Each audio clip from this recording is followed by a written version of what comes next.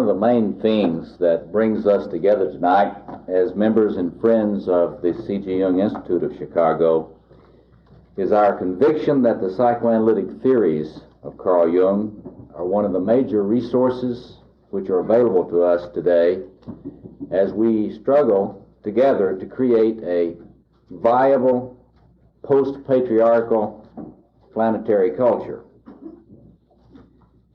One of the most important parts of Jung's legacy is his psychology of the archetypes, those deep structures of the human psyche which shape our myths and our personalities, and which underlie our most fundamental conflicts, as well as our hopes for both healing and reconciliation.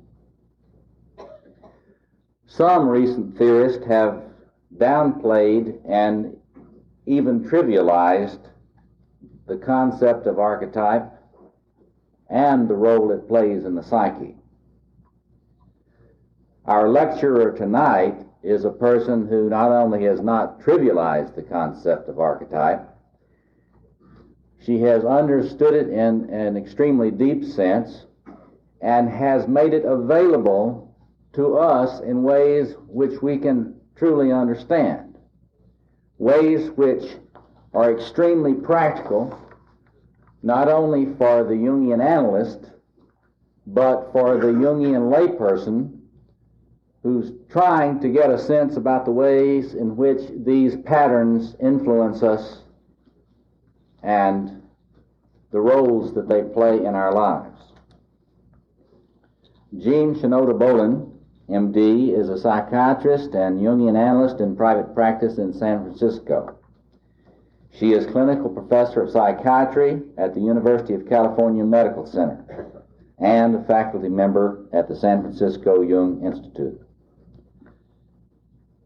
She is a fellow of the American Psychiatric Association and the American Academy of Psychoanalysis, and for some time has been a member of the board of directors of the Ms. Foundation for Women. She is currently involved in exploring and linking the archetypal and spiritual dimensions of the women's movement, ecological concerns for the earth, and for nuclear disarmament. And she is one of 22 women in the Academy Award-winning anti-nuclear documentary film, Women for America, for the World. She lives in Mill Valley, California, has a daughter in college and a son in high school. An internationally known lecturer, she is the author of The Tao of Psychology, Synchronicity in the Self, of that book which so many of us in this room have perused and studied carefully time after time, Goddesses in Every Woman, A New Psychology of Women. And tonight she has with her the galley proofs of her new book coming out in March, Gods in Every Man, A New Psychology of Men's Lives and Loves. She will be doing a national book tour with Harper & Row, and the C.G. Jung Institute of Chicago happily will sponsor her special presentation here in this city on April the 7th. Her lecture tonight is entitled Dionysius, Ecstatic God, Archetype of the Conflicted Man. Will you please join me in offering Dr. Bolen a warm welcome to Chicago.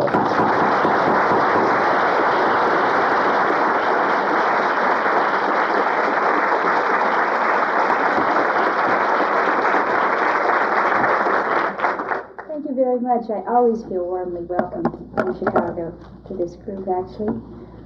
And this is the galley proof. This is what it will look like when it makes it out to the world. And it's really, to be an author and see a book in galley proof with the facsimile of the cover is a real delight. It's like, it's not quite the same as giving birth to a baby, but there is something very similar.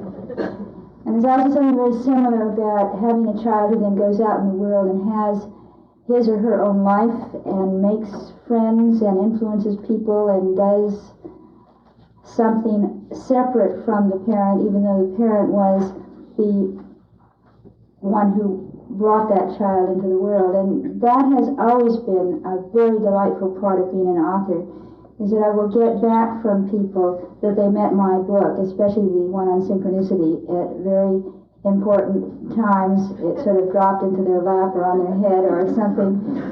And I always feel like I feel when I hear something good about either of my two children. You know, I'm just delighted that that happened. And I'm also very delighted to be here giving this particular lecture. I think it was 2 years ago that I was scheduled to give the same talk, and the airport and I was in the airplane on the ground for what seemed like an hour or so, and I was on the ground in the airplane when I was supposed to be here. So one of the questions I have, how many of you are here who were here in this auditorium when I was at No Show? Oh, well, thank you for coming. Perseverance furthers. And today, when I left on a 10 o'clock flight that didn't take off, and I began to wonder, would I ever make it? This time, it was also an unusual circumstance. It was that at least the way I heard it, you may read about it differently, but the way the story was told in San Francisco was that an airplane dropped a motor on the runway and spilled debris and fuel all over 3 of the major landing strips, and nobody was coming in. Everybody was held up all over the country waiting for Chicago to clean up its act, so to speak. And it's not very reassuring to think about a motor just dropping off somehow.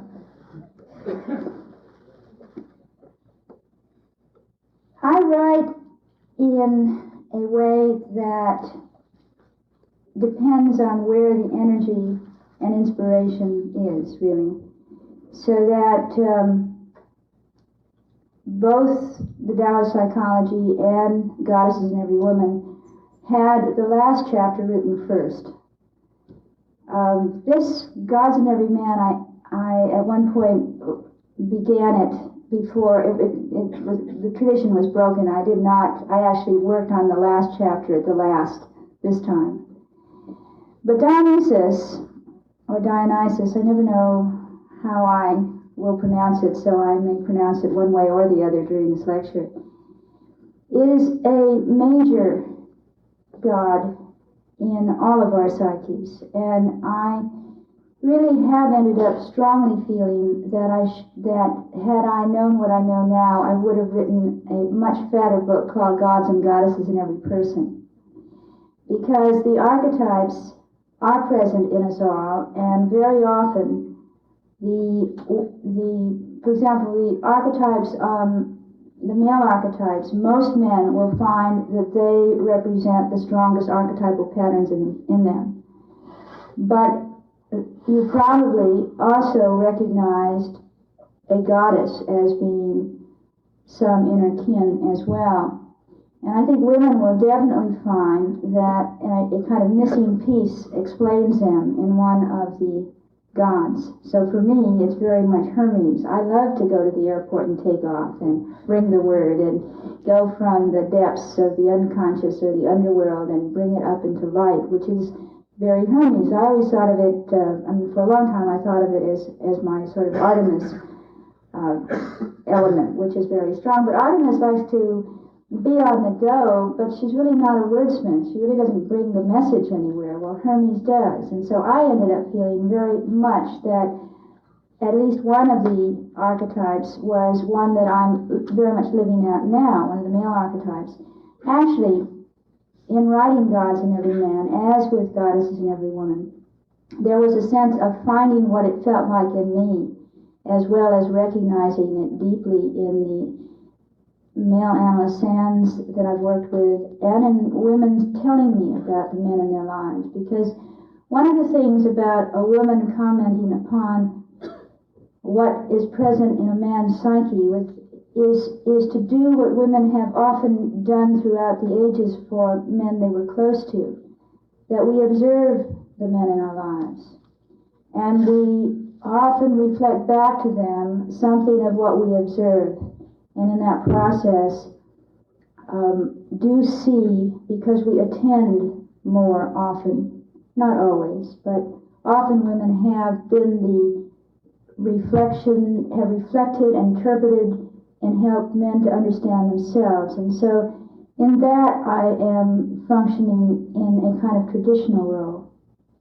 But I want to emphasize that as I talk about Dionysus, that both men and women will recognize not only parts of themselves, but for this particular god especially, may sense a part of themselves that may be silent and really need to be invited more into the psyche.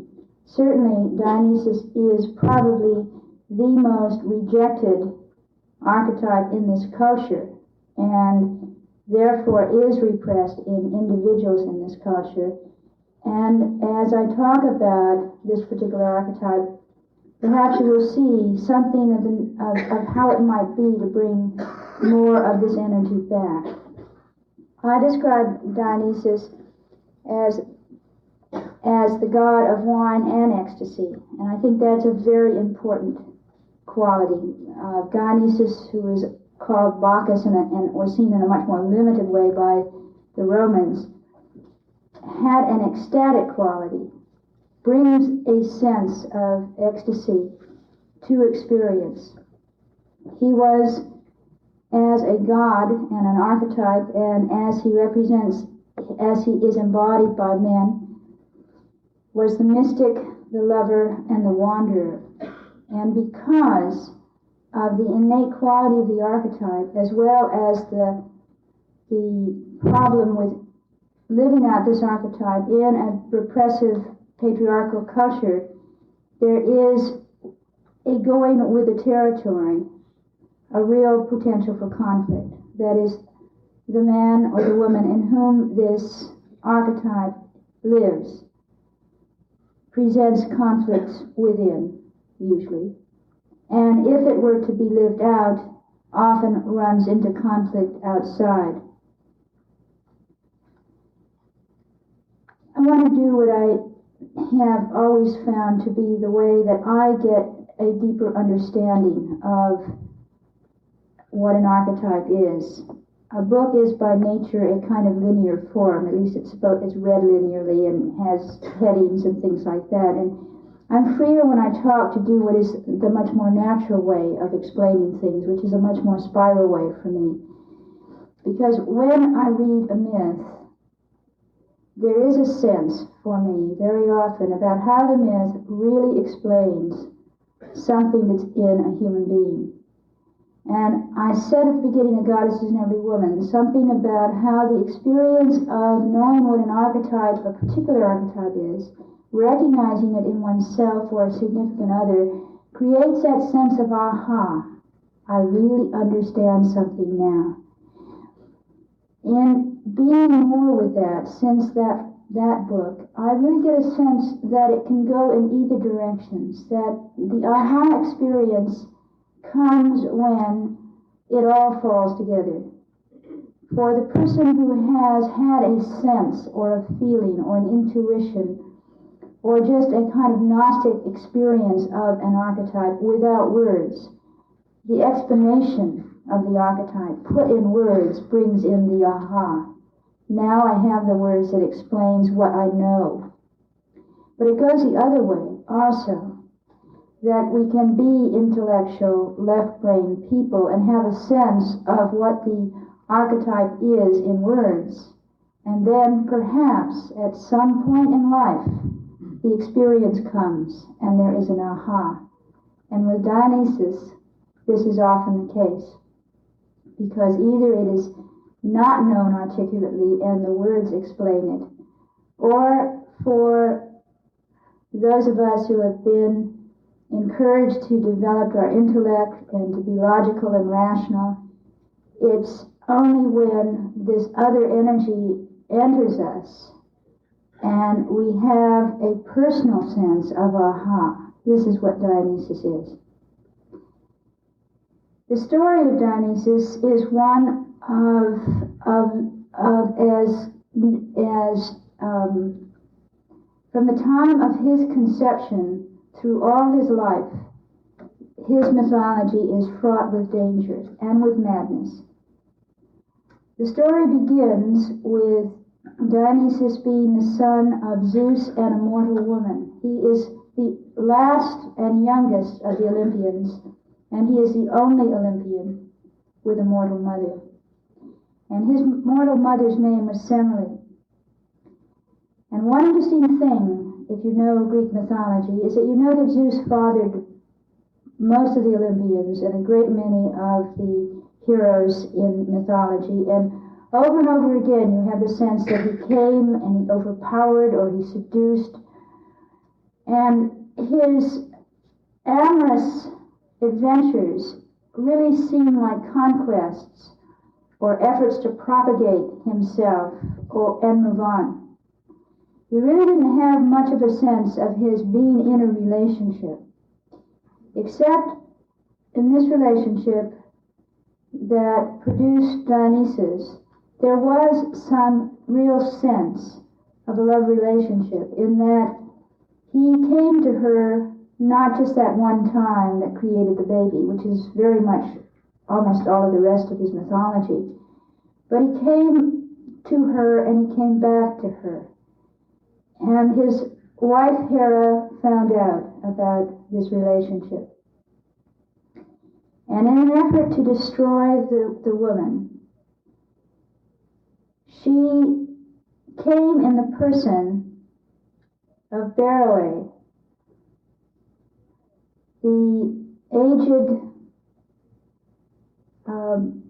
helper, maidservant of Semele. And as Semele spoke about her love, her aged maidservant said something probably skeptical, probably questioning, raising the issue of doubt. This was Hera speaking through, saying, how do you know that he is Zeus? How can you believe that he is Zeus? Or if he is Zeus, how is it he appears to you differently than he appears to Hera? And so this worked on her. And one night, when Zeus came to be with her, he promised to give her anything that she wanted. And he swore on the river Styx an irrevocable oath, because if you swore on the river Styx, you were bound to that, even if you were Zeus. And he, the lover, probably assumed that he would be only too happy to give anything that was her heart's desire, that he only had to be asked. And of course, he had the power to do it. He would give it to her. And then, because of this conversation with the maidservant influenced by Hera, or as the myth says, Hera in her. Hera was her. Semele said to Zeus, I want you to appear to me in the same form that Hera has seen you. I want you to appear to me as the god.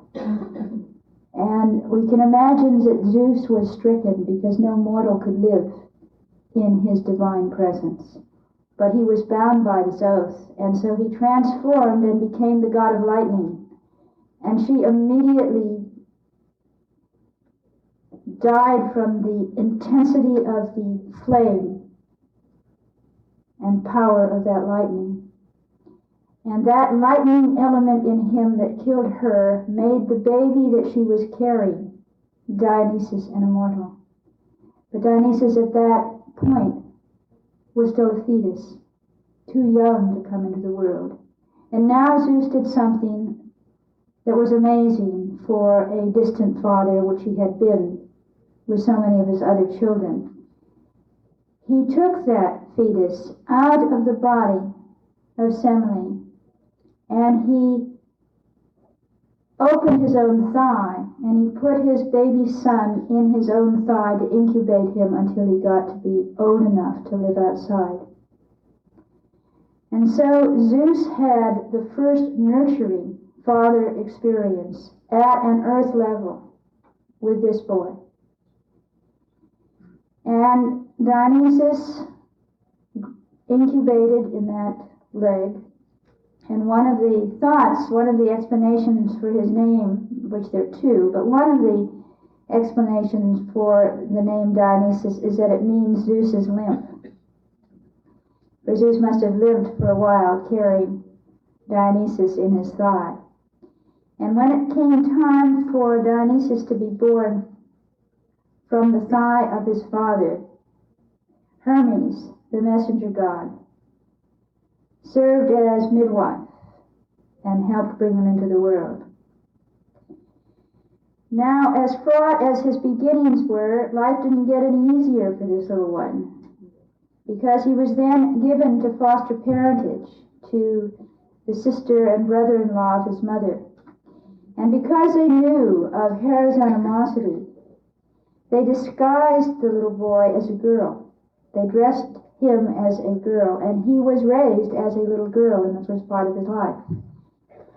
But Hera did find that this was indeed the child of Zeus, and in order to damage him, perhaps to kill him, she made his foster parents mad, murderously mad. And they, in their crazed state of mind, tried to kill the little boy. And once again, he was saved by Zeus, and this time brought to a place called Nysa, to a mountain and a meadow area where the nymphs lived. And there, around the mythical area of Nysa, Dionysus was raised by nymphs, and this is the second origin of his name, the divine Nysa. So he was saved again. So as far as childhood goes, this was hardly a usual, easy childhood, where he, from the moment of his inception, found that the world was hostile. And a world that has Hera values is hostile to Dionysus. For Hera's values are fidelity, monogamy, commitment, fidelity, marriage. And Dionysus represents so very often the sensual impulsivity in the moment, energy that is very much opposed to and also threatening to and disruptive of those very bonds that Hera so honors. So he had from his very beginning a real difficulty with Hera.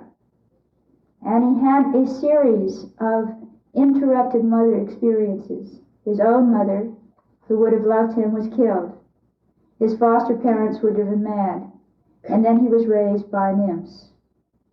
And we will see, as we understand more about Dionysus, that he seeks the feminine and has had always maternal women as part of his story, as God, as archetype, as man. Anyway, as his life progressed, it didn't get any easier, and there's some very interesting things about his life as a young man. For here we find out about how much he wandered. He's the only god that was known to have wandered through Egypt, into India and Asia Minor. And as he wandered through these countries, he called women out of their ordinary lives to come revel and dance and have ecstatic communion with him on mountaintops. And so there was this image of the God who called the woman away from the kitchen, away from the loom, up into the mountains to have what were called revels or orgies, from which the word orgy comes.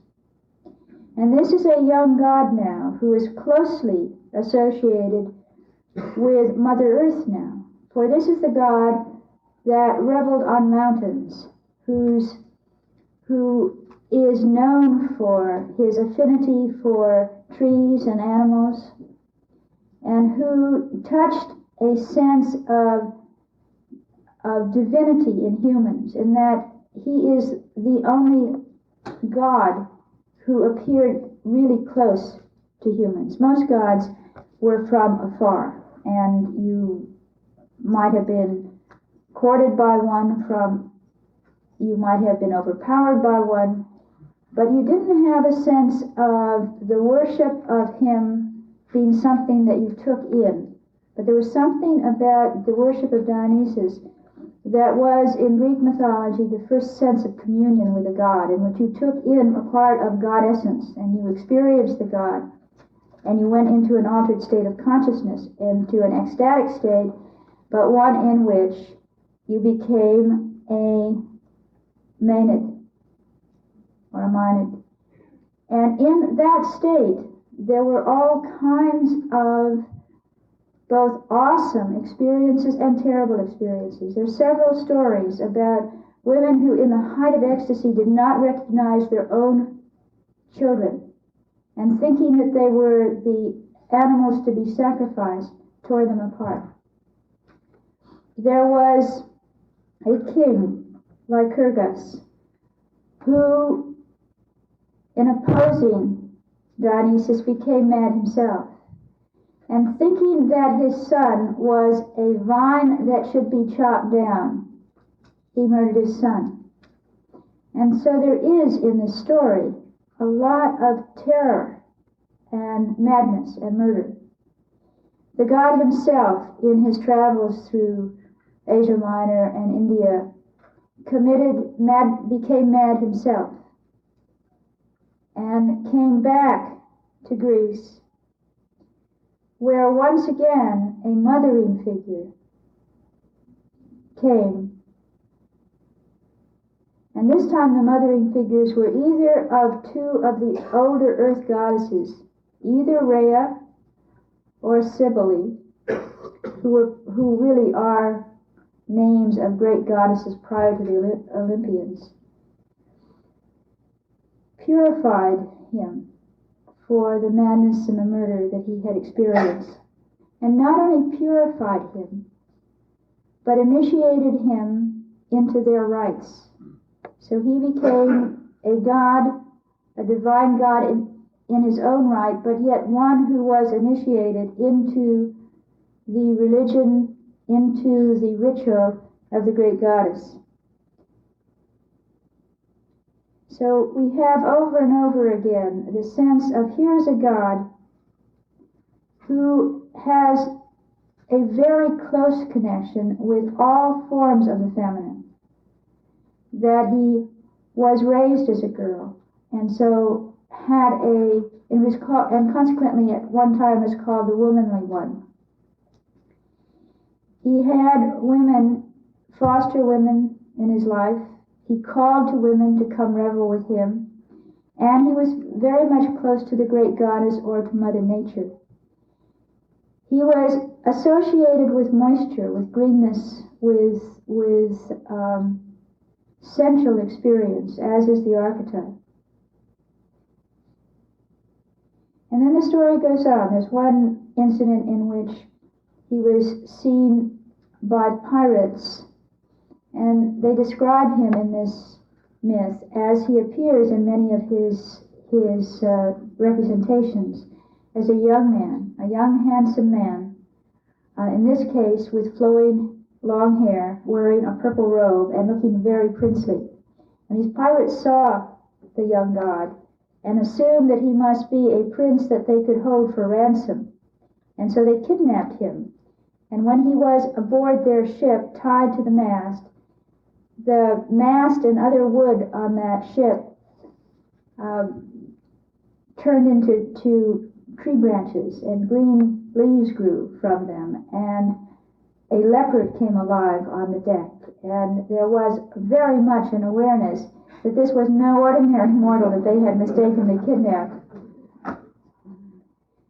And another time he was noted for all that there are paradoxes in this god. Here's this god who's known for his sensuality and for his drawing women up to revel with him on mountains. And there is this air of sensuality and sexuality that is not all that explicit in the mythology, is present in the whole sense of the word orgy that has come down to us.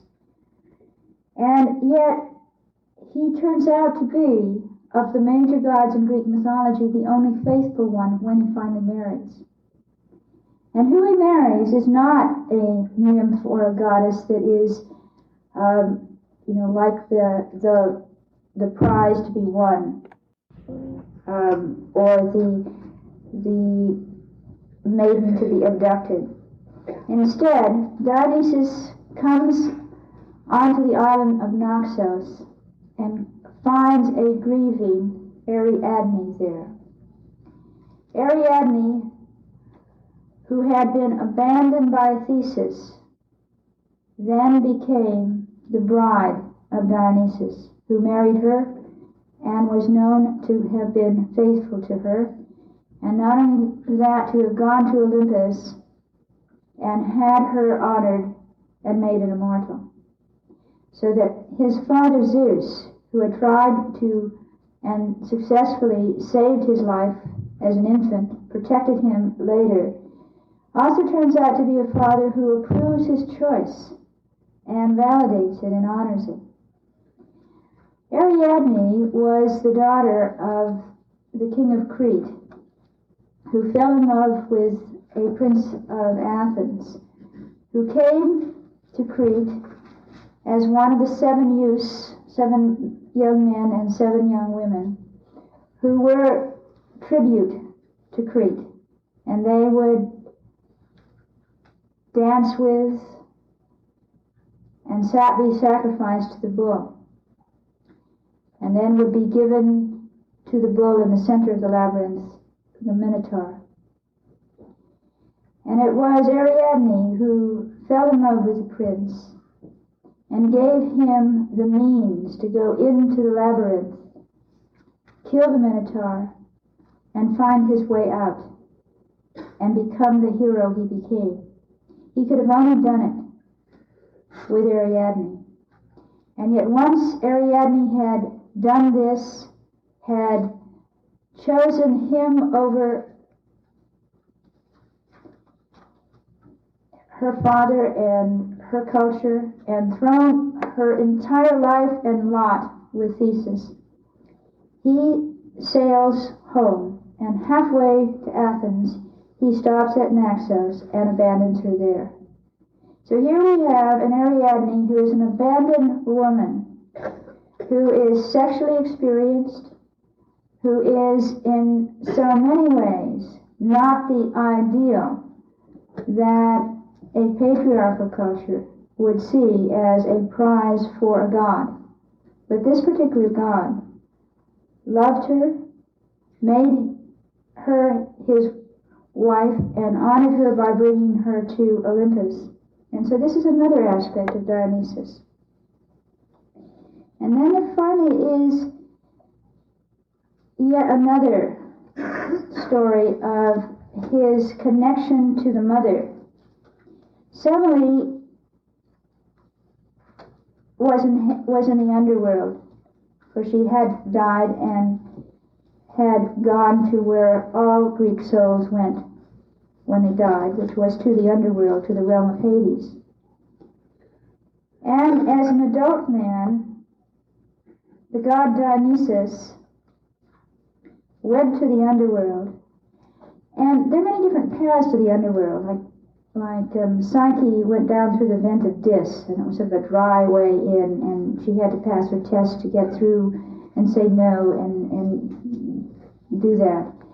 Dionysus had to go through a pool of Lerna. That is, he had to dive into a pool that took him into the underworld. He had to risk being dissolved, so to speak, and in his encounter with the unconscious. And his act of heroism, really, was to go into the unconscious through the pool of Lerna, down into the underworld, where he then met his personal mother and brought her back, so that he represents the god who rescued the mother principal, a mother goddess, from the underworld and brought her back out of the underworld and to Olympus, where she was once again honored and made a deity. And so Semele is one of the moon goddesses in Greek mythology. In fact, she's outside tonight. She is the goddess of the full moon, and is often seen in that triad of say, Artemis as the goddess of the young moon, and Semele the goddess of the full moon, and Hecate the goddess of the dark moon. So here is Dionysus rescuing his mother. He was worshipped in Greece in ways that were initiations into altered states of consciousness. That is, through music and drumming. The flute, other reed pipes, and drums moved people out of their ordinary state of consciousness in their worship of Dionysus.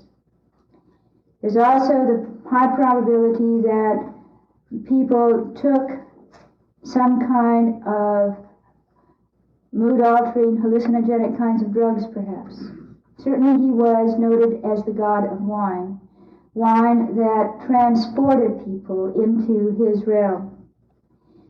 He was known for that kind of music that was very different from Apollo. Apollo and Dionysus were complementary or contrast with one another, and both of them were associated with music, but their music was quite different. Apollo's music was pure, beautiful form, and Dionysian music is quite different. It's instinctual. It has that sense of drum and spontaneity and music that courses through all the vessels in your body. It's sort of the Dionysian effect is like wine, like alcohol that you ingest and you feel it going all through you. And that was the quality of the music that invited him, his presence, that has to do with his association with wine and with ecstatic experience. And there were these experiences where the worshippers in the revels on the mountains to the music of the reed and the music of the drum, and the feeling that the god himself was inside of the worshipper. There would be times when there would be great pandemonium, and then deathly silence. There were these contrasts where there would be these great upwellings of feelings, and then a sudden silence.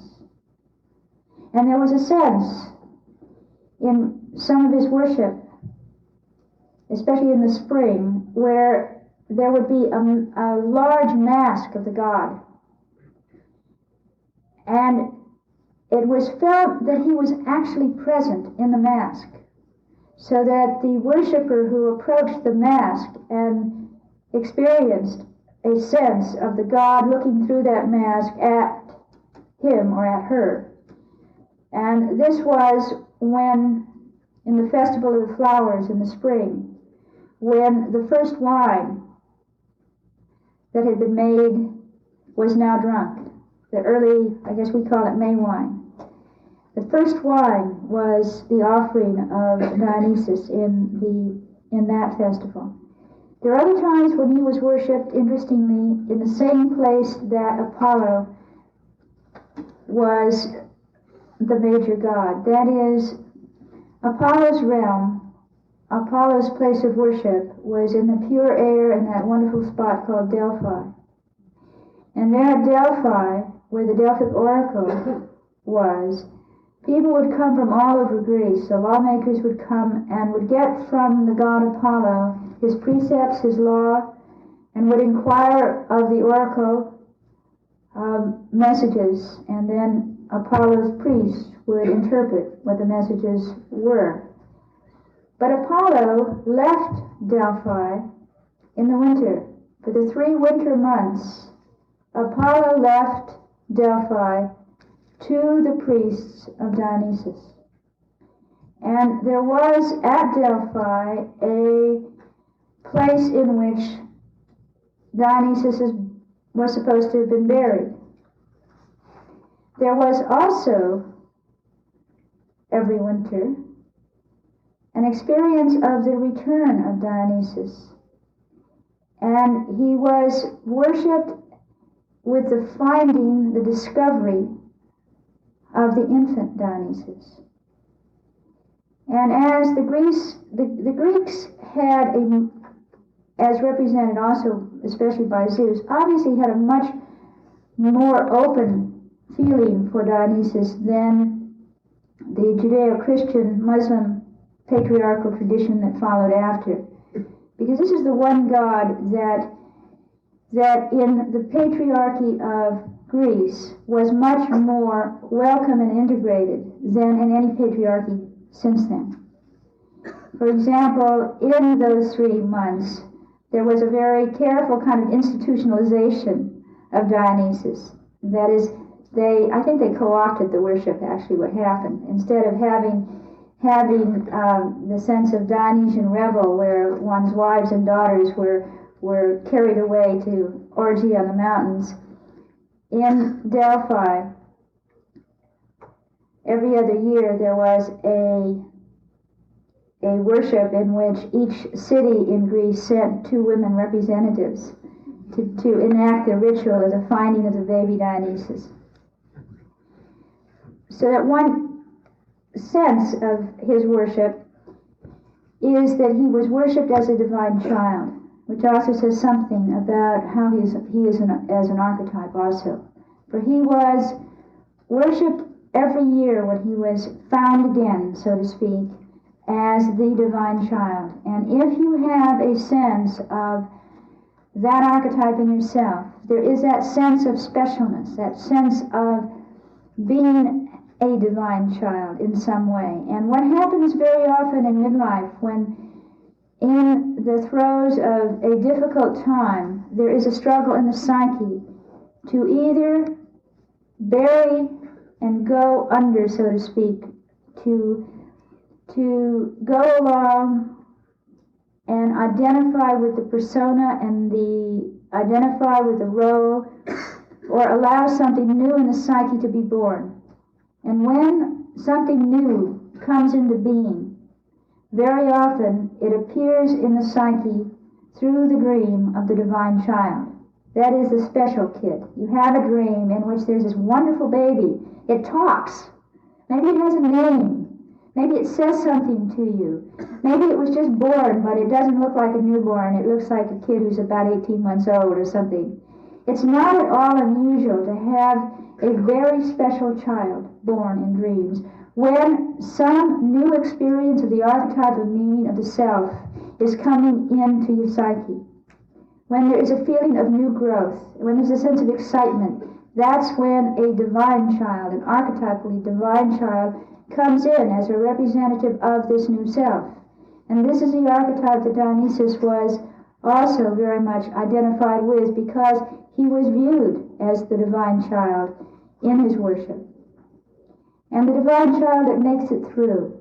You know, he, in his mythology, almost didn't make it. And sometimes it feels like that's true for all of us too, that there's some kind of divine spark, that it has a quality of ecstatic experience, because that's where we get it.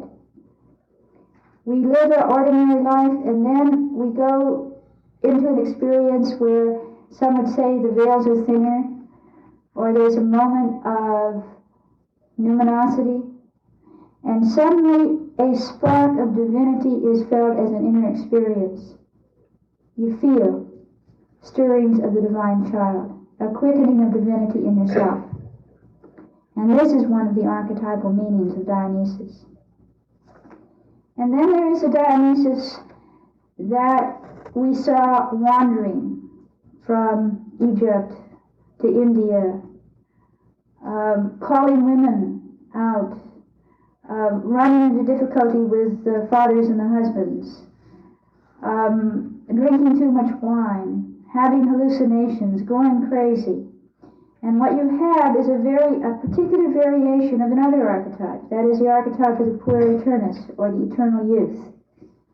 And this is also one of the potential ways in which this particular archetype can be experienced as the eternal adolescent. And in the culture in the 60s, this archetype of Dionysus became, for a while, at least in San Francisco during that love in summer, the archetype of the age. The young hippie who was into love beads and music, Dionysian music, not Apollo's music, not classical music, but rock. Rock music is very Dionysian. You feel it coursing through your body. You don't just listen to it. And you dance to it. And you become very embodied in the experience. When you look back in the 60s, this was a time in which men wore beautiful colors instead of what our culture used to always require men to wear, and still pretty much does. I mean, if you really want to be part of the establishment, you better wear some kind of grayish, bluish, blackish, brownish shade, and a white shirt and some kind of appropriate tie. I remember when my little boy was a little boy, and I'd go shopping for him, and guess what? There was a choice between blue stuff and brown stuff. And where were all the gorgeous colors? At that time, there weren't gorgeous colors for little boys. I also noted that when I went shopping for my little girl, there were gorgeous colors, but nothing had any pockets in it. You know, she wasn't supposed to have anything with her, to carry things. Or, you know. So things have changed, actually, in the last 2 decades. I see that boys' clothes are more interesting, and little girls seem to have more pockets. And I expected to be tool users and to enjoy, and for boys to enjoy things like colors. But that whole time of the 60s was a Dionysian time, a time when Hera was having a fit. Nobody was getting married. Everybody was living together. I exaggerate, but it seemed that way. And that was Dionysus's influence. That was the archetype. And as a result of the psychedelic drugs that were used at that time, there was an immediate access to the ecstatic experience often. And in fact, part of the difficulties of the time for some folks were the experience of ecstasy was so high through drugs that there was an effort to maintain it. And I remember hearing Tim Leary talk about how they did continual LSD for something like a week, thinking maybe it would, I don't know, do what, but be permanently a experience for them. And then, of course, when the drugs wore off, so did the experience. And then from that, he and others went east into meditation, into efforts to have the ecstatic experience, the divine experience, in some way other than through psychedelic drugs. But as a consequence of life in the 60s, men who did not have much Dionysus in them had a Dionysian experience, and it expanded what their world could be. That is, if you would have otherwise grown up as a Eastern or Midwestern conforming male, and you took psychedelics, and you went through an experience of Dionysus, it had that moment of ecstasy, moment of terror. You never have it just all sweetness and highness and light with Dionysus. There is also the glimpses into madness and terror. And you're different after you've had this experience. You try to put yourself back maybe into the gray flannel suit frame, and many men did for the next couple of decades, but there's a widened consciousness, a widened openness through the Dionysian side. So that was part of the life then. And at least in my part of the world, where Berkeley is across the bay, there are some men who so identified with Dionysus that here it is 20 years later and they still are wearing love beads. And we call them aging hippies, because they have identified with the eternal youth quality of this particular archetype. And like any experience, as good Jungians, you must know that whenever you identify with an archetype, you become limited by it. You become only that archetype. You see, the human experience is so much broader than that we have access to all of the archetypes. Most of us, come into the world with a particular affinity, a living out of one or two, maybe more. But all of them are accessible to us. And within our family and within our culture, certain archetypes are encouraged, rewarded, and other ones are not. And it probably was in recent history anyway, when you look back over the last 100 years, the only decade that was a vintage year for Dionysus was the 60s.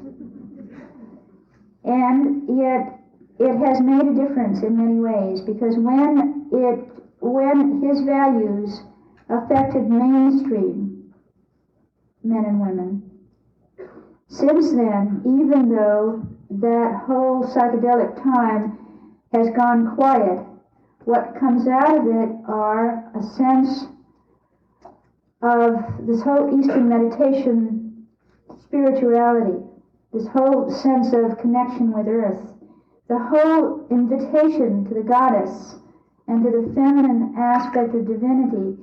As you can see, as I've told you about Dionysus, you'd understand that the archetype is open to bringing just that into the culture.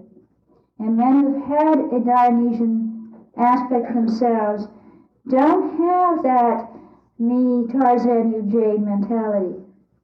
There is much more of a sense of there being a feminine aspect of themselves, as well as a real appreciation for what's considered feminine values.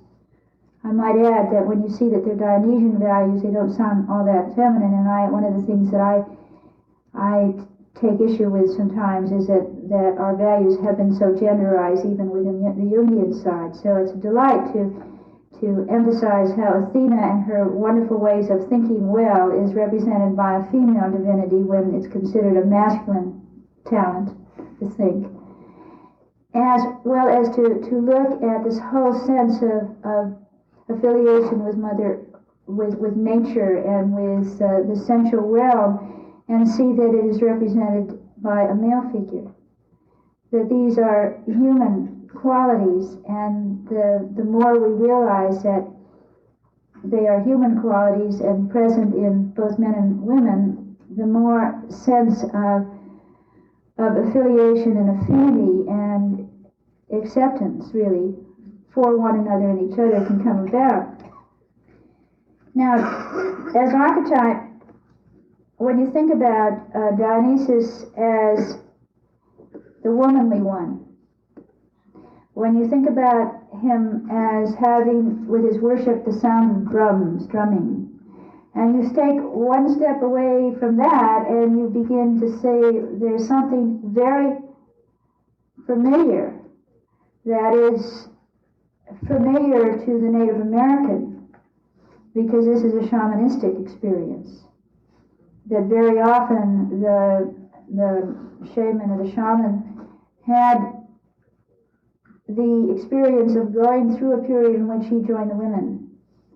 And even in the Roman Catholic Church, the priests wear dresses, really. They are, in their vestments, being at least at one level acknowledging the feminine in the dress, and at some level could be considered representing this Dionysian womanly one, shamanistic one, one who is able to transform wine into an direct experience of God in communion. I mean, this is very Dionysian. So whether it be the priest or whether it be the mediator between the two worlds, here you have a Dionysian element. And the Dionysian personality does that. There is an ease between the realms, between the unconscious and the conscious realm, and in that is why there is often a sense that madness is close, because if you don't have a strong ego to mediate, to allow it through, to allow it, but not allow it to take you over, madness can be part of the Dionysian experience. In many cultures, one is expected to go through an initiation like that, a mystical experience that includes going psychotic. And if you make it through to the other side, you have been through your initiation, and now you can be a wise one. So this is all part of the story of Dionysus. There is in his story a sense of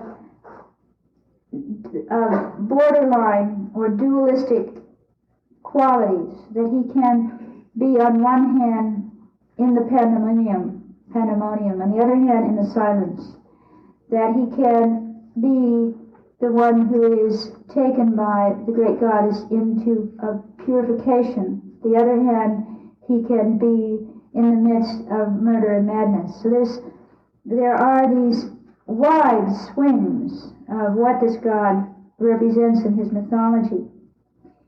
There's also something about this archetype that in his story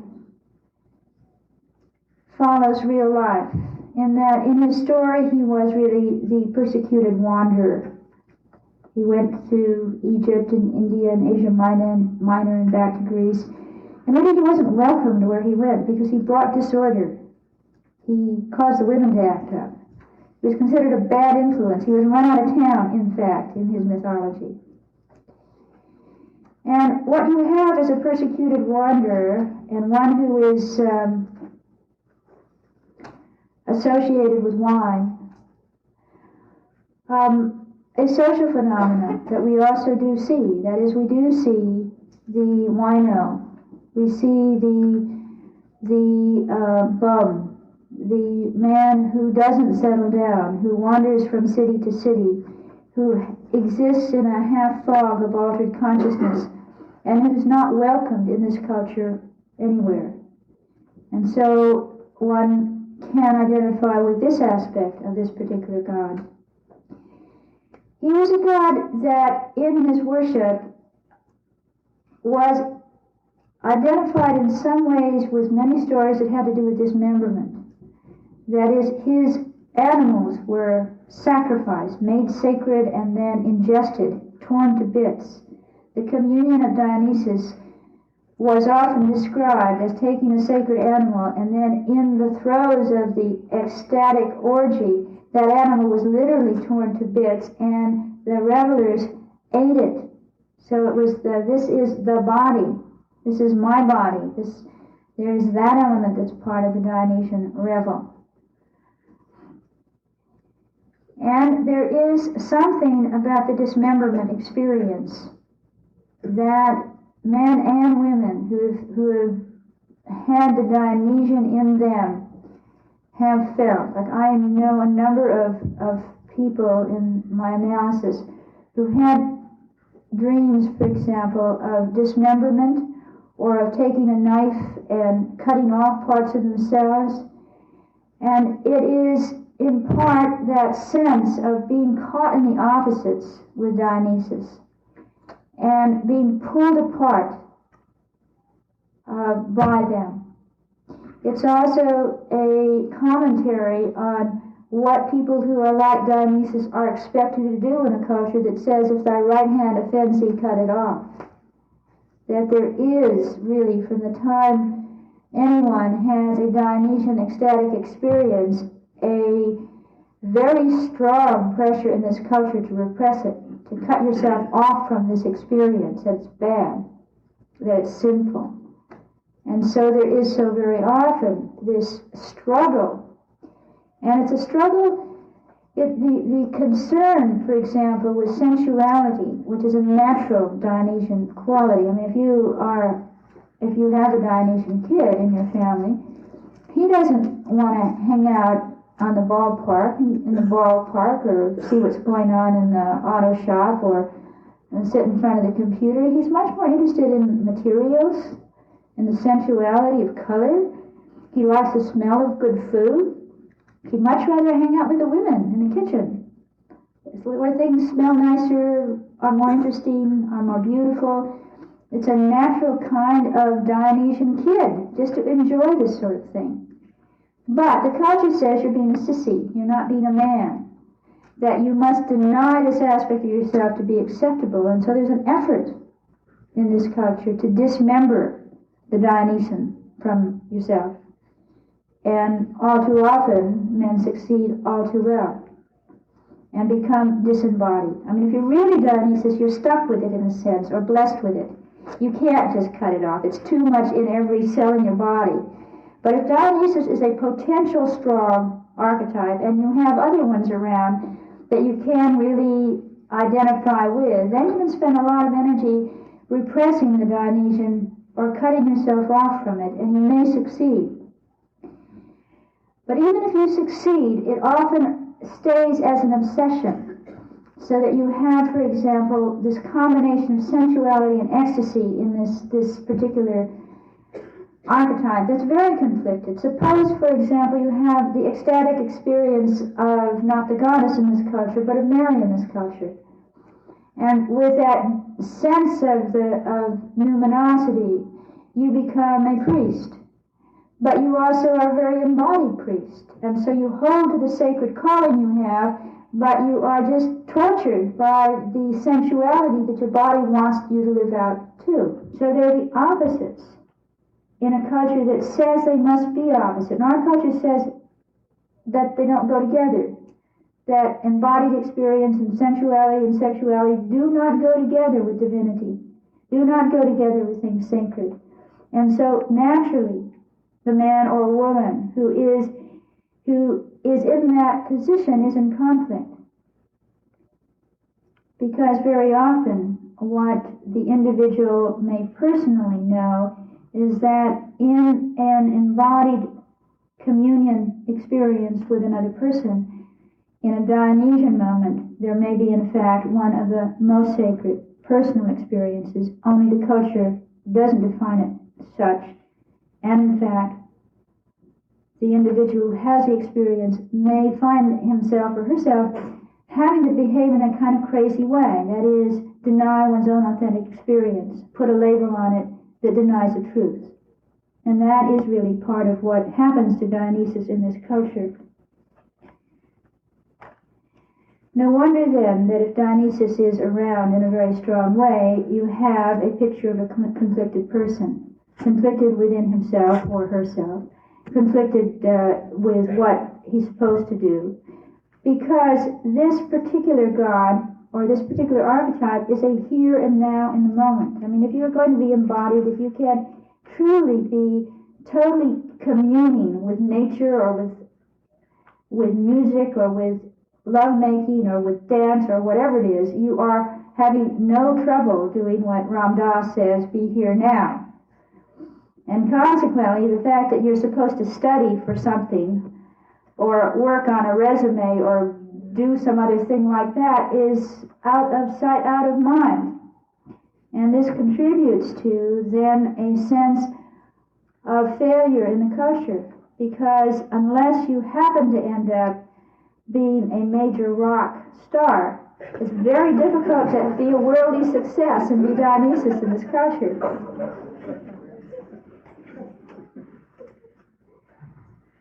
So Dionysus has difficulties, and if he is very, very fortunate, he will have a father that's more like Zeus, that is like Zeus, who is a powerful father, and yet who recognizes and loves his Dionysian son. And that is an unusual situation, but that is clearly the best situation to be a Dionysus in this culture. It's also very helpful if you develop Zeus and Apollo and Hermes as other archetypes, because they help mediate the culture and they help the person to be a balanced person in the culture. Because if you identify just with this archetype, there are, like with every archetype, I mean, one of the things I've loved about using the gods and goddesses as archetypal pattern descriptions is that they all have their gifts, and they all have within their mythology, within the pattern, what the psychological problems are likely to be if you are like this particular archetype. So, if you are like Dionysus, one of the problems that you may have, because you identify with the divine child, for example, is distortions and difficulties with your self-perception. some point you're talking about an idea and you get inflated about it. And you think that the world is going to just see you as divinity for this wonderful idea, and then they don't. The world doesn't happen to look at you as a divine child after all. And so there's that difference between how you experience yourself in one moment and how the culture looks at you like you're some kind of a nut the next. That doesn't help with a consistency. I mean, if you're like Apollo and you work steadily and all, you have a sense of doing well yourself inwardly, and the world validates your perception of yourself. And this is one of the problems of Dionysus, is he doesn't have a natural validation of his inner experience in the outer world reflecting something back. Consequently, there are these distorted self-perceptions. At times, the Dionysian personality thinks that he or she is just wonderful. At the next moment, he may feel that he's just nothing. And this is a difficulty. It's difficult also if he gets stuck in being a pueri turnus, and it's easy to get stuck in being a pueri turnus if this is your major archetype, in part because you haven't paid attention to getting the good grades or applying for the job or what have you, so that the life you lead keeps reinforcing the puer and the wanderer and the in-the-moment person. And also there is clearly within this particular archetype a potential for substance abuse. And that substance abuse is a fascinating one, because when you understand it coming from Dionysus, you realize that it has something to do with seeking ecstasy. And this is one of the major insights that Carl Jung contributed in his inspiring one of the founders of Alcoholics Anonymous. In a letter that many of you may be familiar with, he had a patient that was referred to only as Roland H., I believe. And Roland H. had been in analysis with Jung, and during the time he was in analysis, he apparently remained sober. And then he left and immediately became a drunk again. And then he was an American, and he came back to Jung and wanted more help. And Jung said, "I can't help you." And since there was no other help, this man was devastated and desperate, and he said to Jung, "What else can I do?" And Jung apparently said to him, "The only thing I know that would help you is a direct experience of the self. That is a direct experience of divinity. How do you do that?" Well, what this man did, from my understanding, is that he went to all the revival meetings, to all the charismatic preachers. He must have done the equivalent of having a born-again experience. He experienced God. He had an experience of divinity. And with that, and his telling some friends and helping the friends to also stay sober, the very principles of Alcoholics Anonymous began. So there is a sense of, as Jung said in Latin, he sought the spiritus, the wrong spirit. You know, the spirit in the bottle is not the same as the spirit of divinity. You make the mistake of seeking one. And it's interesting that it is through AA that, with the first of the 12 steps, that your solution to the substance abuse is to have a direct experience of trusting, seeking, knowing the divinity. So there is the substance abuse potentiality tied to the seeking of the divine experience that is really connected in this particular archetype. There's also, if you're Dionysus, you have this sort of sense of sensation. And if I am in this room full of Jungian intuitives, not many of you here are real sensate types, perhaps. Because the sensation, the body experience, is the inferior function for most natural Jungians. We are intuitives. We tend to be mostly introverted or extroverted, but intuitive type folks. And there is something to how very often the least developed function then is sensation. But it's interesting, that which is least developed is also closest to the unconscious, with all of the energy of the unconscious potentially there. So there is this intuitive, say, moving into the embodied experience, and in the embodied experience, understanding something of the Dionysian ecstatic experience. I mean, that can happen in this.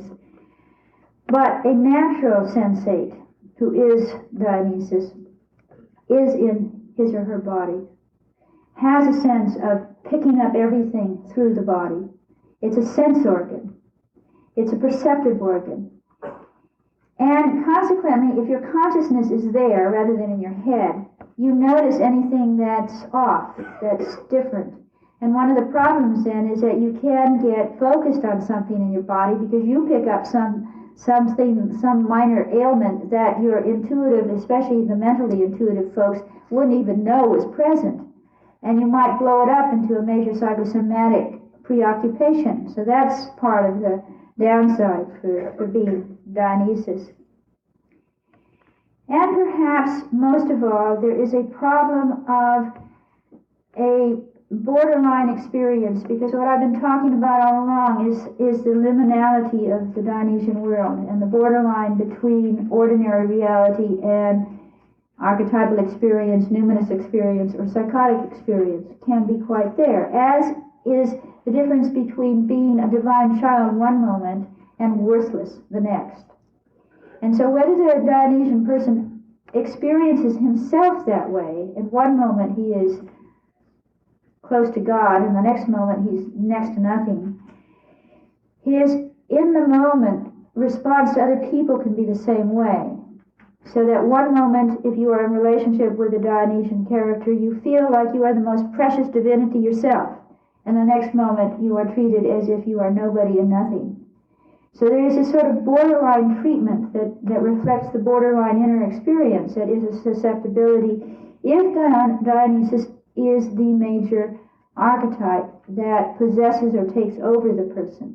Always with archetypes, they limit. They have, an archetype is this wonderful source, this wonderful pattern for whatever that pattern is, and it can take us into realms in which we can grow and develop, or it can take us over. There is with an archetype the potential, if the ego isn't strong enough, wise enough, or observant enough, of being taken over by an archetype.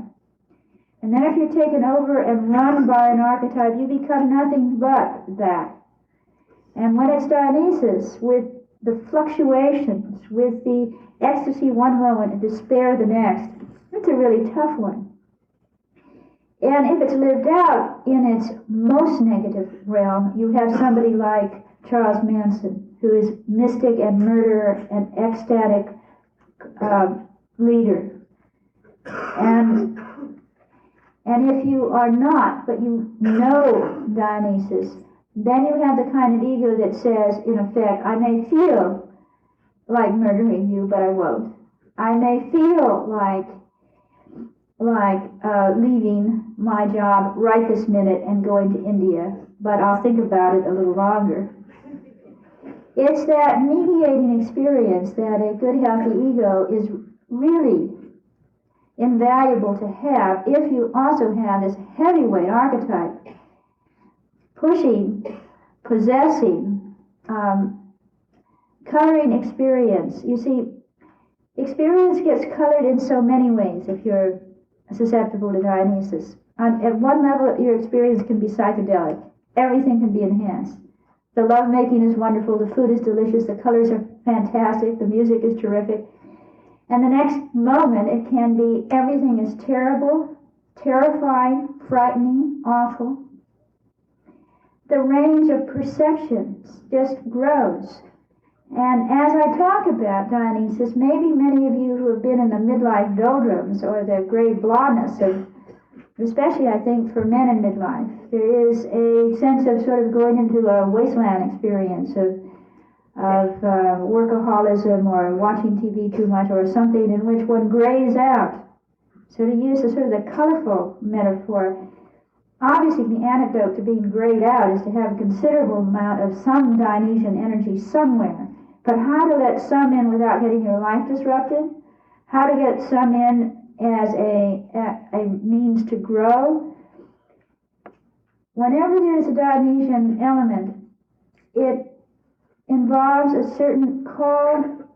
You're called to change, to have an experience. And with it is a potential to have vitality, and with it is also the potentiality to have major disruptions, because that's what this god also did as he wandered through Greece and other places. He just disrupted ordinary life. And this is also true today. I mean, one of the things about archetypes is that whatever was true in the myth, take it and put it in an analogy in real life, and the myth is just as true as it was before. That this one, this god, this archetype, this aspect of the personality has the power to create pandemonium or great beauty and ecstasy. And it is a major archetype that our culture has been scared to death of, and has denied and devalued, and yet yearned for in some way. And with the Dionysian energy can also come a return of a value for the earth and for the feminine, which is sorely needed. So there is kind of, since the 60s, a stirring of Dionysus.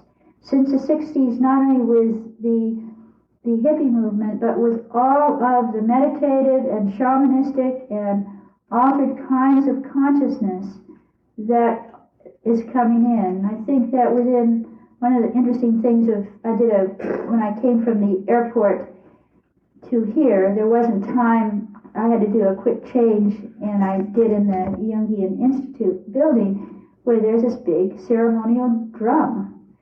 So it seems like there's a bit of Dionysian energy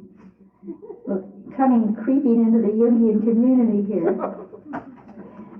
And when it can creep in to an already stable, whatever, organization or psyche, then it is a most vital enhancement to the personality.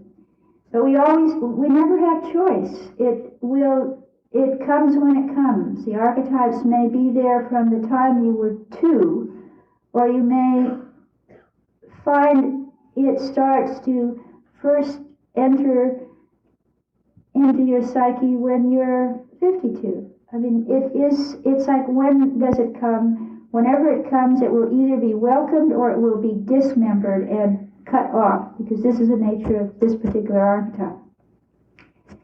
I hope this has really been kind of an introduction to Dionysus, not in the sense that it's an introduction to the material, but an introduction always to the God in you. And as I spoke and told you the story of Dionysus, I suspect that a number of you were beginning to fill out the archetype by what you know about yourself or by significant others. I hope that's so, in which case it's been a pleasure to introduce you to this particular God. As Tony said, I would get to a certain point and take a break, and I guess I've gotten there. And we'll take about a 15-minute break, I guess, if that's enough time. And then what I find especially fun and instructive to me is the opportunity to dialogue. So if we could take a break and then come back and then go on with the dialogue, and probably we'll definitely end by 10. So if you need to leave now, please do. And thank you for being here, especially if you've come here for the second time.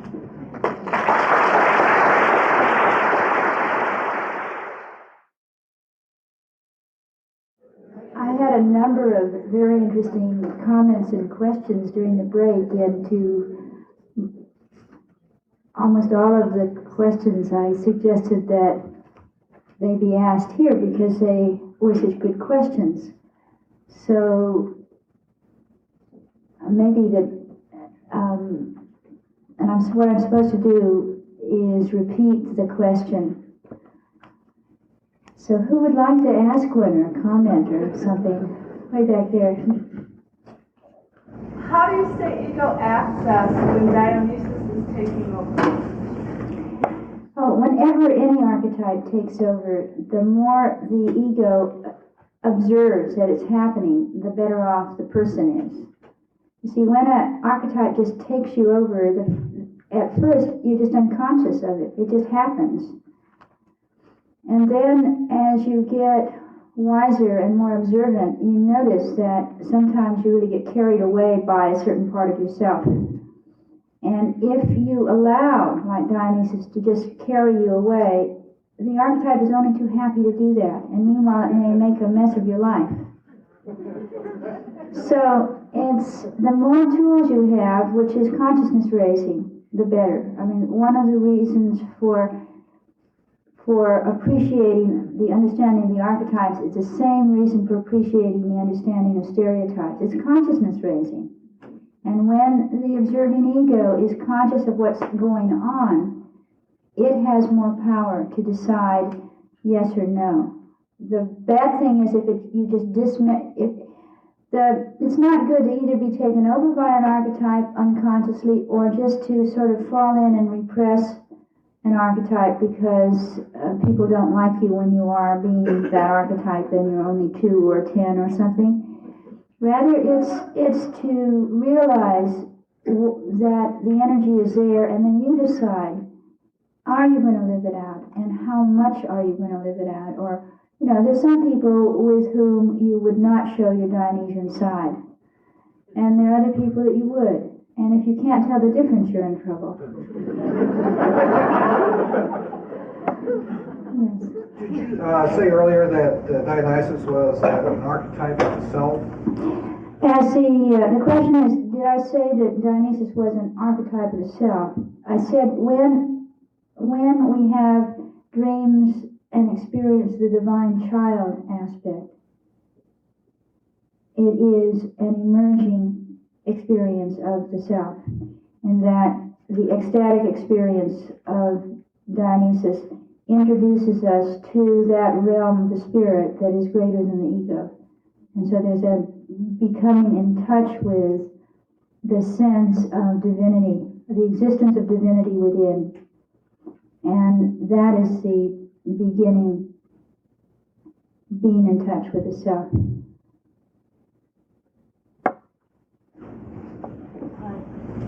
Could you talk a little bit about the maturation process?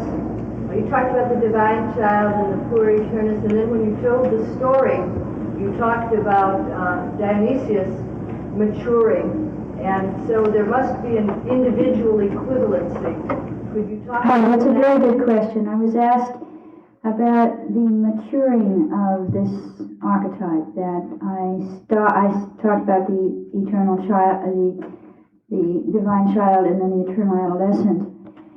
And then paralleling the story of the myth, the experience, say, of being in touch with the Dionysian archetype is that there is often a period that is pretty indiscriminate if you identify with the archetype. That is, you're not having a personal relationship when you are in a moment of ecstasy with a partner, or if you're Dionysian, a series of partners. It is like being carried away in the moment and going from one moment to the next moment. But as you go from one moment to the next moment, you are having a series of highs, but you are not developing a human relationship where the ecstatic can be part of it. And so, paralleling what happened to the god Dionysus is the awareness of having been taken over by an archetype and going through a sense of, especially in this culture, I think, there was experience when Dionysus came back from being the persecuted wanderer and the god gone mad, and returned to Greece and went through a purification and initiation through the goddess's ray or Cybele. And there's some parallel of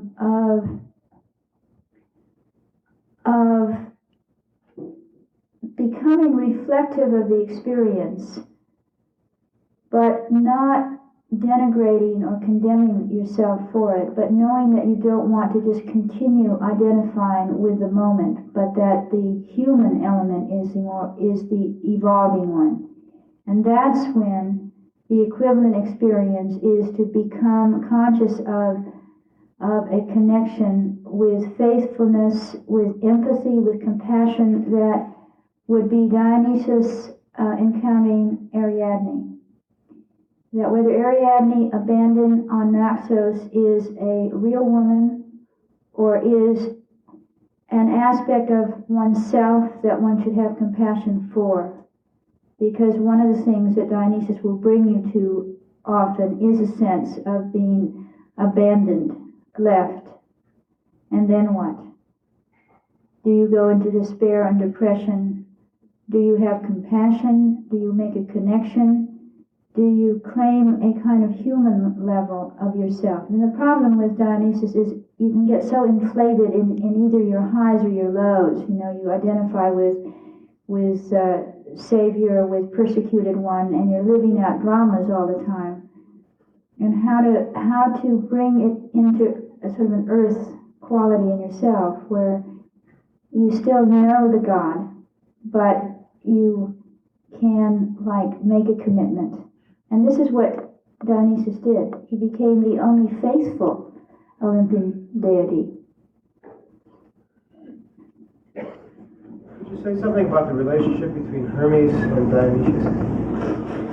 The question is about the relationship between Hermes and Dionysus. Hermes, in this myth, helped midwife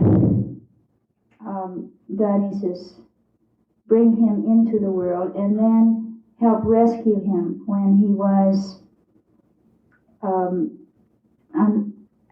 there are different variations of myths. There's one in which he was the god that rescued Dionysus from the foster parents who were driven murderously insane. In other versions, Zeus did it. But say when Hermes is the one who does it, Hermes, as the bringer of the message, the word, helps Dionysus understand the experience. So, for example, right this minute, if there is a Dionysus in the audience who has experienced Dionysian energy and the whole mythology in some way in your life, and I come along carrying an explanation, it helps rescue something, some meaning, some sense of what the situation is. And when it's an inner experience for that man or woman, it's that part of you that has experience and looks for understanding. That doesn't just go from one moment to another moment. So that Hermes is able to accompany you when you go down into the pits, go down into the underworld, and when you go high and inflated, he tracks you and then is able to say something about cause and effect, about the continuity of experience, and put it in words. That's the major thing about Hermes. He can understand something and he can put it into words, and that's very much a help. Could you talk about the relationship between Demeter, if there is one, and Dionysus? The question is the relationship between Demeter or Demeter and Dionysus. In standard Greek mythology, they don't seem to intersect in their stories. But there is, in the Eleusinian mysteries, a hint that Hades and Dionysus were one. And that the experience of the abducted daughter and by Hades, who then acts as a mediator between the mother goddess and the underworld.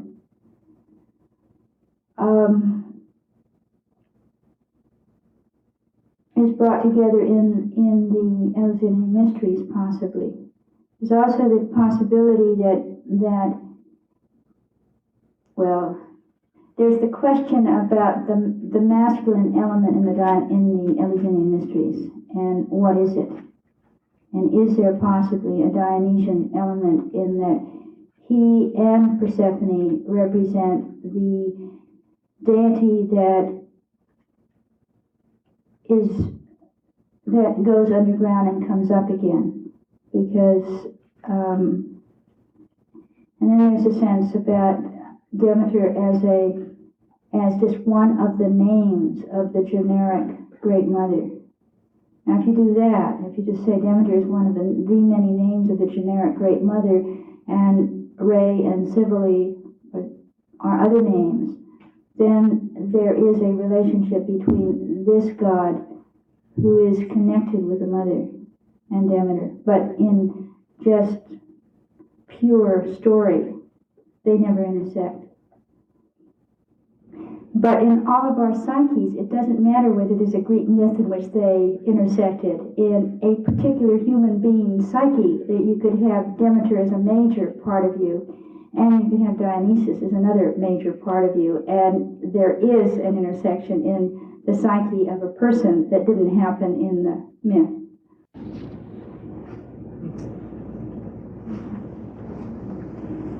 What is the relationship between Pan and Dionysus? Is one an evolution of the other, or is there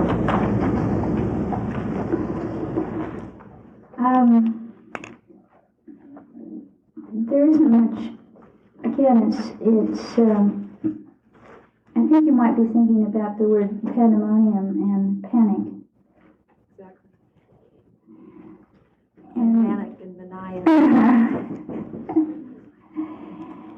And again, in ordinary Greek mythology, there isn't considered a relationship.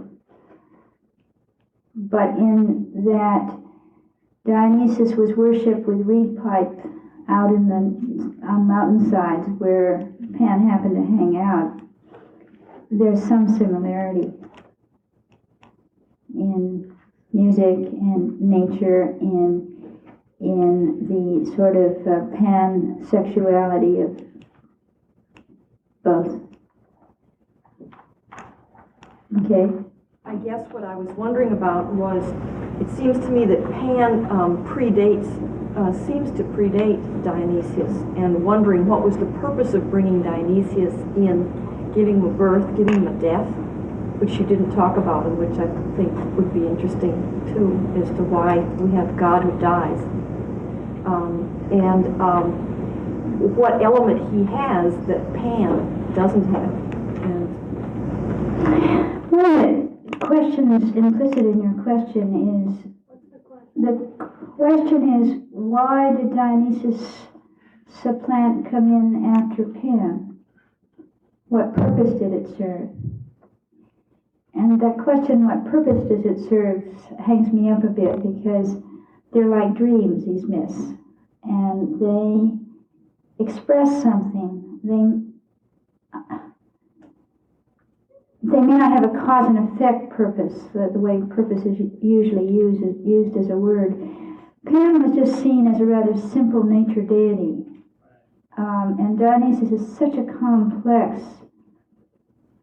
archetype. So there's certainly a developmental quality of depth and complexity and difficulty, and while Pan was half animal and half human in his appearance, and sort of stayed out in the countryside and the wild, it's clear that Dionysus in his human form comes closer to us and closer into our psyche than Pan as an archetype. I don't get in the mythology much story about how he died. I think this is one very fascinating situation, that there is in the worship of the god a Delphic place where his body supposedly rested, and there's the story of the renewal of the newborn babe in the winter. And there is a sense of the cyclic nature, which is very much like Persephone, of being worshipped in the spring, in the festival of the flowers for Dionysus. It's the same time of the year as Persephone emerging from the underworld and being celebrated with the green shoots. And Persephone's relationship to spring and Dionysian connection with growing things, and the connection in image between the divine child Jesus and the divine child Dionysus. They get confused at times. Like I went to a seminar, a conference on the Black Madonna, where they were showing many pictures of Black Madonnas, and there was one of the Madonna and Child that was supposed to be Jesus and Mary, only here was this infant holding this thing that looked like an upside down pineapple, and that is a symbol of Dionysus. It was called the Thyrsus, the Thyrsus, and it was held on a staff with vines growing up. And when I went to give a lecture at a church in San Francisco, what did I see? Decorating the walk going in, but the same upside down pineapple pine cone look, which is Dionysian. So that there is, with so much in mythology, because it's archetypal. That is, if it's archetypal, it's a pattern without a name. And then as time changes, we give that particular pattern a name. So in our culture, a goddess might be called Aphrodite, that could be called Kuan Yin in another culture, so each culture has the similar patterns, but they call them by different names. And so then even within our own culture, we have, or Western civilization culture, we have Dionysus as a divine child, and then along comes another divine child, and their symbols get mixed up together.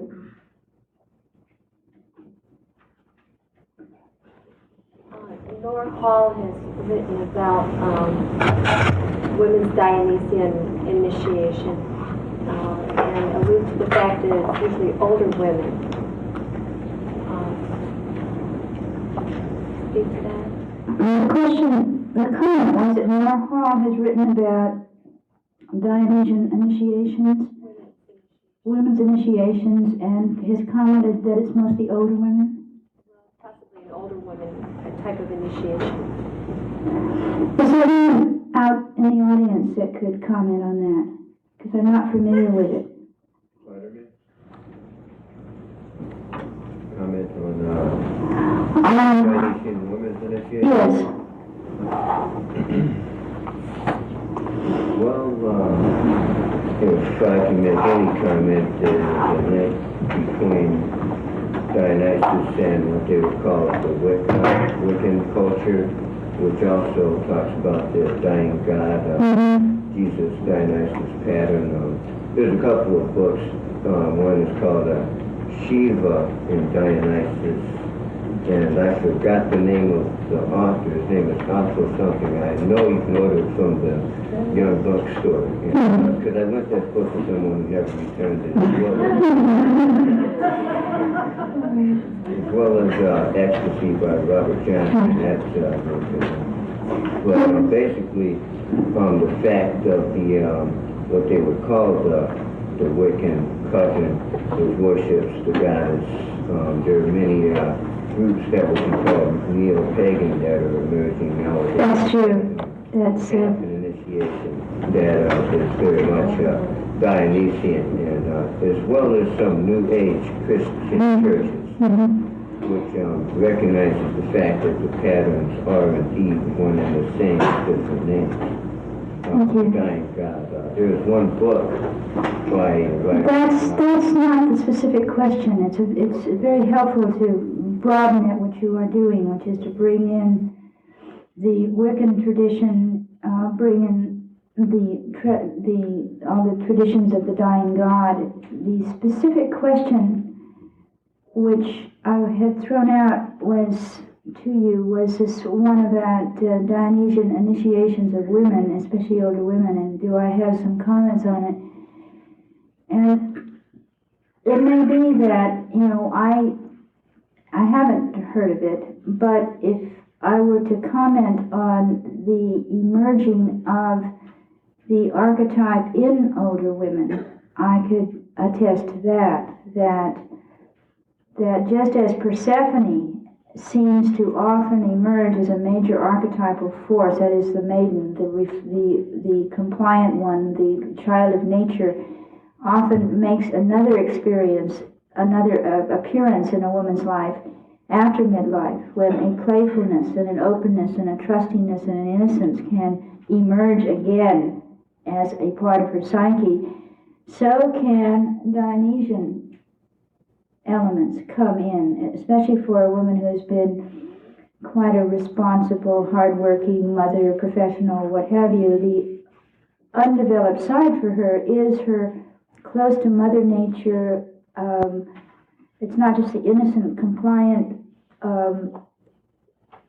ability to be awed by things, Persephone, but it is a kind of potential to say, identify with the shamanistic quality of Dionysus and mediate between two worlds. It can be the experience of being aware of the sensual experience being a communion experience. I mean,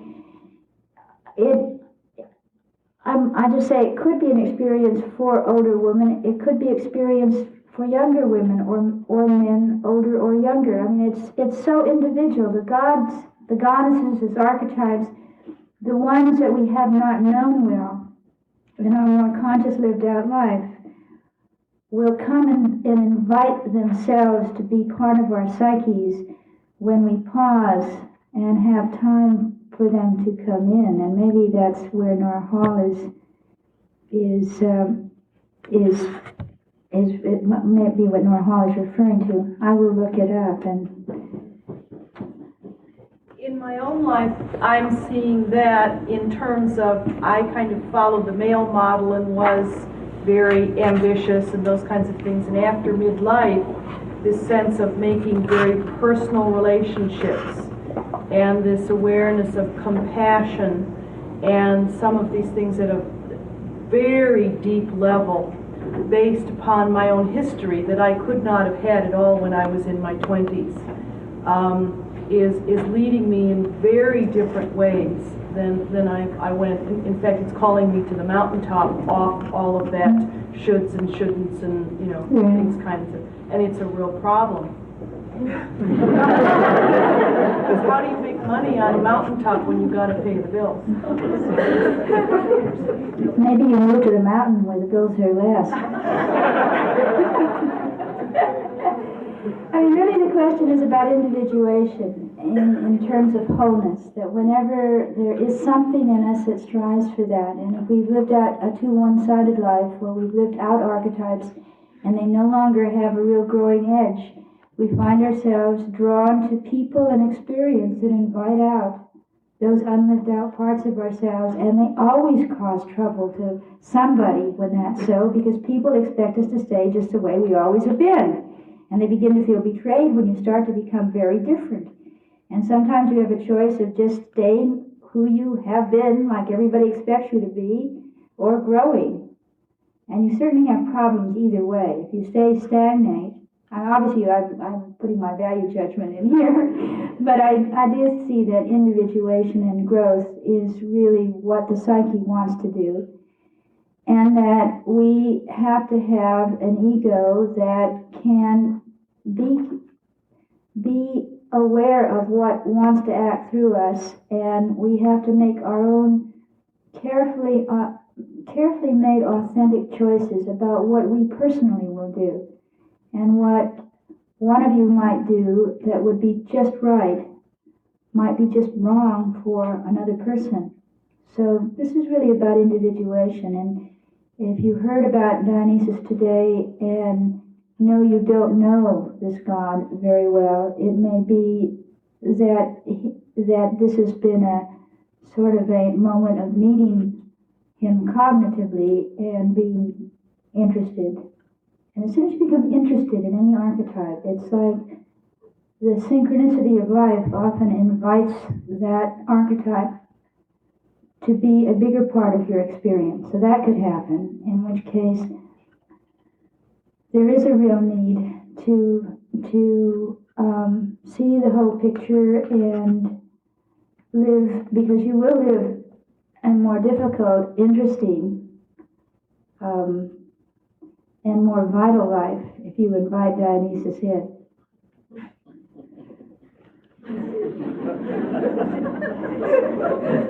And you may be called to revel on a mountaintop or something. So it's 10 o'clock, and I think it's 10 o'clock tomorrow morning that I'm going to be doing the hero and heroine in every person, the mythic dimensions in times of transition and growth. It's such a broad title, it allows me really to go off in many different directions and choose whatever seems appropriate in the moment to talk about, and I plan to do it that way. And then I'm coming back on April 7th as part of my book tour, and Tony Danka and Peter Mudd and the Jungian Institute here are sponsoring the public lecture on Gods in Every Man, in which I plan to introduce everybody, all of them, including one I call the Missing God. And then that's a Friday, and on Saturday I'm doing Goddesses in Every Woman as an all-day workshop for Oasis, a center in Chicago. And then during the day on Friday, Harper and Row plans to schedule me to do whatever media things I might be invited to do here. So you'll see me in my extroverted author mode if you come to either of those events. And it's been a pleasure. Thank you.